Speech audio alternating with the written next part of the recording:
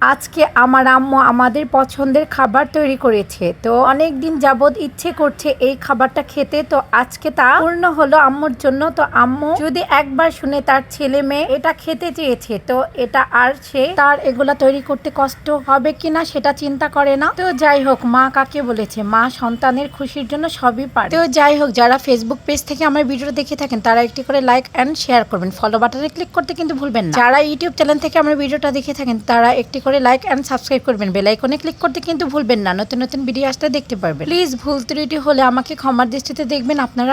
আপনারা আমাকে বেশি বেশি সাপোর্ট করবেন, আমি যেন এগিয়ে যেতে পারি। আসসালামু আলাইকুম, আমি সাথী। আলহামদুলিল্লাহ আমি ভালো আছি, আশা করি আপনারাও ভালো আছেন। আবারও প্রতিদিনের মতো আপনাদের সাথে ডেইলি ব্লগ নিয়ে হাজির হলাম। প্লিজ স্কিপ না করে ফুল ভিডিওটা দেখবেন, আশা করি অনেক অনেক ভালো লাগবে। Welcome my new another daily blog. তাহলে চলুন আজকের ব্লগটা শুরু করে ফেলি। এত গরম পড়েছে, চোখে মুখে কিছুই দেখি না, শুধু ঘাম ঝরে। আম্মুকে নাস্তা বানাতে না বলেছি, আম্মু নাস্তা কিনে নিয়ে এসে ক্রিম রুটি, কলা আর হচ্ছে চাটা আম্মু ঘরেই বানিয়েছে। তো এখন আর রুটি আমি খেয়ে নিচ্ছি, আমার কলা তেমন ভালো লাগে না। আর এখান দিয়ে ঘুম থেকে উঠে দেখি আম্মু খালাকে নিয়ে ভর্তাগুলো রেডি করে ফেলছে। আম্মুকে শুধু বলেছিলাম, আম্মু অনেকদিন ধরে আমাদের খুদের ভাত খাওয়া হয় না, তো আমরা একদমই প্রস্তুত ছিলাম না যে আম্মু সকালে এই খুদের ভাত আমাদের জন্য তৈরি করবে। তো মা কাকে বলেছে, মার যে এত ভালোবাসা ছেলে মেয়েদের জন্য আমরা হাড়ে হাড়ে টের পাচ্ছি। হয়তো বা মা যখন থাকবে না, এই দিনগুলো অনেক অনেক মিস করবো আমরা, আর বুঝবো মা না থাকার কতটা যন্ত্রণা। যে মায়ের ভালোবাসাটা আমাদের কেউই দিতে পারবে না, একমাত্র মা ছাড়া। মাই ছেলে মেয়ের আপদ বিপদে, ছেলে মেয়ে কি পছন্দ করে কি চায় সেটা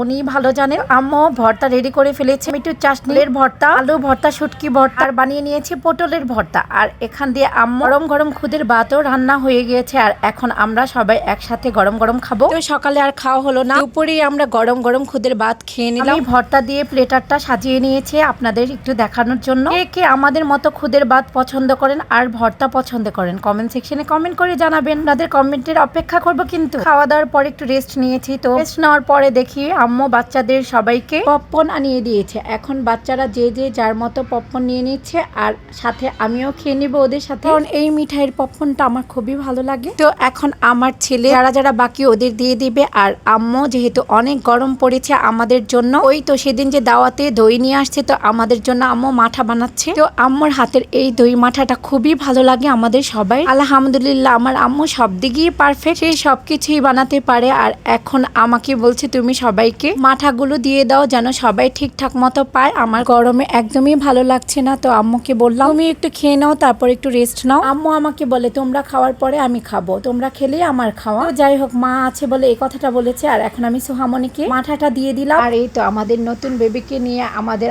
আনান আর বড় বোন সাফামণি খেলা করছে। আর আমাদের ঘরে ছোট আম্মুটাকে পেয়ে সবাই অনেক খুশি। আর এই তো তাওফিক তো নানু বাসায় এসে অনেক হ্যাপি, ও এখন হামাগুড়ি দিচ্ছে আর বসছে। তাওফিক খুব এনজয় ফিল করছে, মাশাআল্লাহ। তো আজকের ব্লগটা যদি আপনাদের কাছে ভালো লেগে থাকে কমেন্ট সেকশনে কমেন্ট করে জানাবেন। আপনাদের কমেন্ট পেলে আরো নতুন নতুন ব্লগ নিয়ে হাজির হব। ভালো থাকবেন সবাই, আল্লাহ হাফিজ।